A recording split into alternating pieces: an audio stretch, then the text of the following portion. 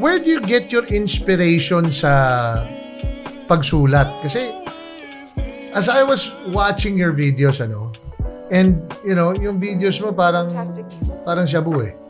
Parang yung pag pinanood mo yung isa, panunuorin mo yung music mo kasi may saysay eh. 'Di ba? Where do you get your inspirations? Everyday life? Sa mga drug dealers talaga, sa mga drug lords, doon ako nakakuha ng inspiration. Kasi the way ko isipin yun, parehong product lang din naman to. Tapos yung mga drug lords doon, araw-araw yun sila nagtitimpla doon. Araw-araw sila nagbabalot. Bakit ba hindi ako araw-araw gumagawa ng music?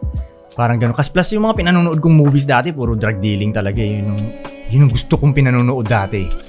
Ngayon, ayoko na maging drug lord. Dati tingin ko astig sila pero ngayon parang ayoko na pala yan. Nakaka-stress pala yung buhay na yan. Parang gano'n. Pero syempre pag bata ka parang astig di ba? Nakakabilib di ba? Oo, nakakabilib talaga. Nila. Parang masarap yung buhay. Pero pag nag-guess mo pa, hindi ka pala makapunta dito.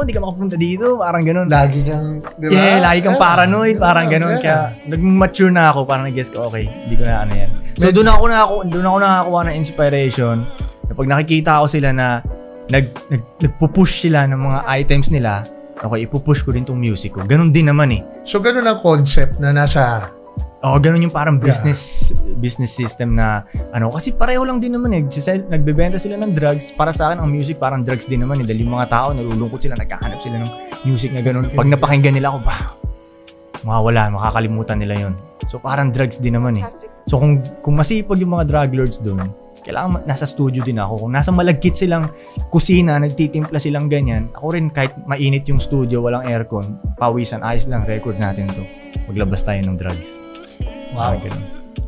It's the first time I've heard of a concept like this. Pero totoo, if yung mga drug dealers and drug lords, very efficient ang business model nila eh. Yeah, ganun talaga. As in, inaaral ko talaga sila. Inaas ko, okay, pag marami kang supply, sa'yo, kadalasan ikaw ang mananalo. Okay, dadamihan ko rin yung supply ko. So, ang ginawa ko nung naglabas ako ng mixtape every month.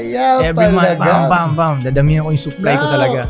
Hindi lang music, pati yung supply ng pictures ko, supply ng videos ko. Sige, gusto ko kada online ng tao makikita nila yung kalbong dyan sa na yan. Bam. Yun, nag-supply lang ako na nag-supply talaga. But alam mo, there's a difference between making drugs, kasi as long as meron kang raw material, makakatimpla ka eh.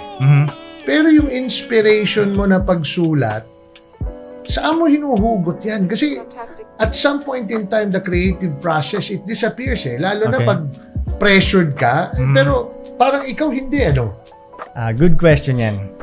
So, ganito talaga yung dayang ginagawa ko. May daya? Yeah, ito talaga yung sobrang dali lang ang ginawa ko. Nagpili lang ako ng isang topic, tapos ulit-ulitin ko na lang topic to. Ibahin ko lang yung words. Kung papakinggan mo kanta ko, isa lang talaga topic ko eh.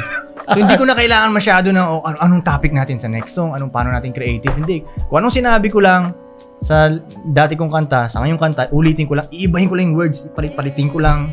Ganun. Hindi ako mauubusan nun. Hanggang kadulo, hanggat pagtanda ko. Isa lang naman yung topic ko eh. So, hindi ko na kailangan mag-creative. Which is ano yung topic mo usually? Kung ano lang talaga ang ginagawa ko, okay, ano bang ginagawa ko? Make money. Kasama ko yung mga girls ko, mag-handle ako ng girls. Kasama ko yung mga homies ko, mag-trip kami ng homies. Make money, girls, homies, kotse. Ganun, lifestyle. Ganun lang kasimple. Walang mga parang political, walang mga ganun. Mga tungkol sa kahirapan, wala. Kung ano lang ako talaga. Yung kung ano lang ginagawa ko araw-araw. Kaya very refreshing eh, very wholesome eh. Kasi walang ang bahid, wala siyang issue. Yes. Kaya pala magaan pakinggan.